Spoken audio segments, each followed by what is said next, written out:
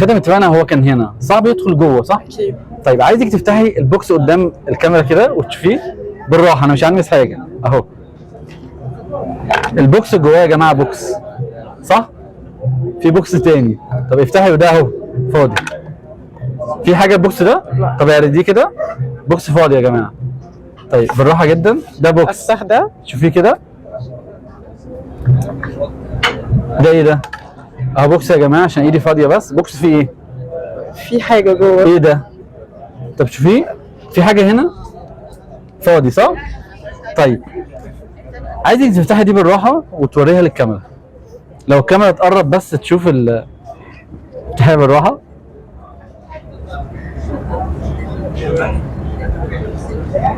لا لا لا. ايه ده؟ لا.